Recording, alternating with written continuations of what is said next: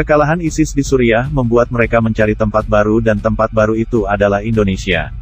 Rangkaian peristiwa demonstrasi, kekerasan, aksi teror dengan bendera dan atribut ISIS yang marak sejak 2017 menjadi tanda bahwa ISIS sudah cukup punya pendukung di Indonesia. BUMN menjadi tempat yang paling subur terhadap gerakan radikal yang senafas dengan ISIS. Beberapa peristiwa ditangkapnya petinggi dan karyawan BUMN terkait terorisme di Banten, Cirebon, Sumatera Selatan dan Riau menjadi bukti bahwa gerakan radikalisme bersembunyi di BUMN. BNPT mensinyalir bahwa sekitar 2 juta orang di BUMN berpotensi terpapar radikalisme. Sementara data BUMN Watch mengatakan bahwa 20% pegawai BUMN sudah terlibat radikalisme.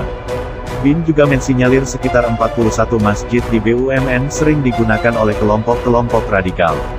Tidak hanya itu, Wasekjen PBNU menyatakan bahwa kelompok khilafah hidup dari CSR BUMN dan data GP Ansor menyebutkan banyak pejabat teras BUMN dukung khilafah, sementara Direktur Said Akil Siraj Institute pada Juni tahun 2020 menyatakan bahwa orang-orang pro-khilafah hidup nyaman di BUMN.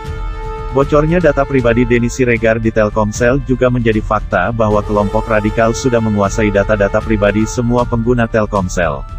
Boleh jadi besok atau lusa, saya, kamu, teman atau keluarga kita, akan menjadi korban seperti Denny Siregar atau mungkin lebih dari itu. Hingga saat ini, Menteri BUMN Erick Thohir tidak melakukan tindakan tegas dan nyata untuk membersihkan kelompok radikal di BUMN.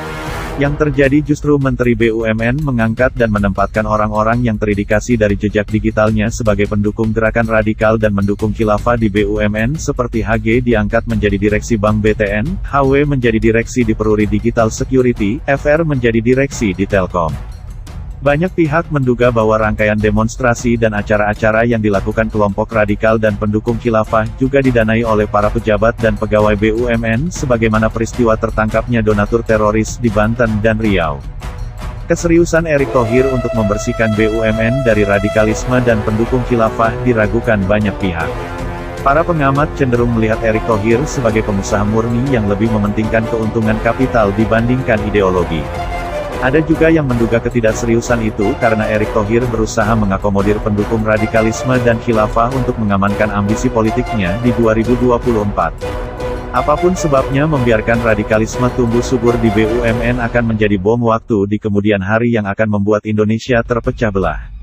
Demi negara, konstitusi, ideologi dan keselamatan rakyat, maka Presiden Jokowi harus melakukan evaluasi menyeluruh terhadap kebijakan Menteri BUMN dalam penempatan direksi, komisaris dan penerimaan pegawai di BUMN kalau perlu dengan melibatkan BIN dan BNPT serta melakukan screening ideologi, memeriksa rekam jejak digital, aliran uang dan membuka arsip-arsip wajah mereka yang terlibat dalam demonstrasi-demonstrasi kelompok radikal dan pendukung khilafah. BUMN butuh menteri yang memahami ideologi dan berani memutuskan mata rantai radikalisme dan pendukung khilafah. Karena ketidakberanian Menteri BUMN untuk membersihkan BUMN boleh jadi kelak akan dibayar oleh tragedi kemanusiaan yang memakan korban darah dan jiwa banyak anak bangsa. Bersihkan BUMN sekarang juga atau kelak, Indonesia akan terpecah belah. Bila Erick Thohir tidak membersihkan radikalis dan pendukung khilafah di BUMN, maka sejarah akan mencatat bahwa Erick Thohir adalah bagian dari kelompok radikal dan pendukung khilafah atau setidak-tidaknya bagian dari simpatisan. Terima kasih telah mendengarkan dan menyebarkan pesan perjuangan ini. Dari kami Anonimus Nusantara.